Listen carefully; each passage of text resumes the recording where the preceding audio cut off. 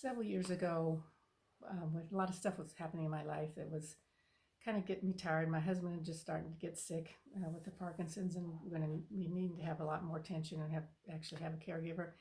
And one summer, I had um, two grandkids were here for a week, and that I would get them up every day and get them fed and dressed and over to the local community college so they could take a summer enrichment program class over there. And then our water heater went out, and I was so busy that it was at least 2 days before I can even call a plumber to come and do anything about it. Luckily, it's in the summer, and the water coming out of the faucet in Phoenix is hot already, so wasn't like we were freezing to death. But anyway, it just took me a long time to even make the phone call. And then I talked to a guy. I had an estimate on the water heater would be about. One guy said he could do it for about $850. And then I called the people who worked on the one, my neighbor next door. Now, we live in this house. It's a patio home. And it's very weird where they have the water heater. It's in the kitchen in a little pantry room thing. And it's in this closet. Like, you have to, like, crawl into this closet to change it. And so I called the people who did the one next door. And so they said, okay, they could come over and do it. Well, the problem was they knew how hard it was to do that one. And so they called me. It's a Wednesday morning. I'm getting ready to go to my Wednesday group, this metaphysical group that we have. I go drop the kids off.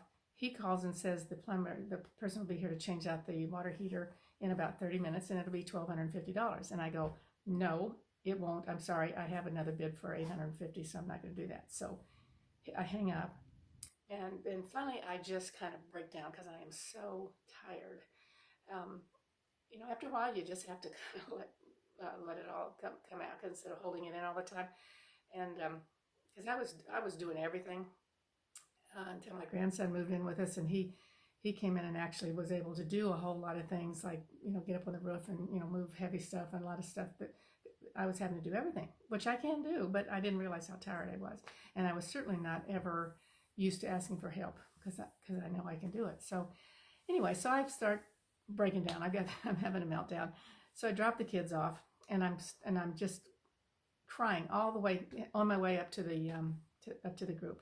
And the only reason I was going was because we were having a speaker who I hadn't met before, and I had to bring the projector for her. So if I didn't have that, I would have called someone and said, "Look, I can't come. Can you handle this?"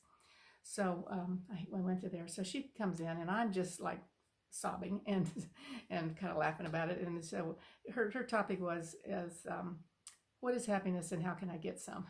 So anyway, so I proceed as I'm going up to the group, and I can't get control of it, and I can't stop crying. I thought, you know what a better place to be than with my spiritual family, to go ahead and have a total meltdown. It's okay. Let somebody hug you. Go ahead and cry. It's okay. So I got it. I was okay with it, even though I've never seen this woman ever again. I can't even remember her name, but so she gave a really good talk about that. So the thing was, what I learned was to be willing to ask for help. Let somebody help you. You don't have to do everything. I'm pretty independent, and I was doing a whole lot in our whole house anyway. And so all of a sudden, just everything built up.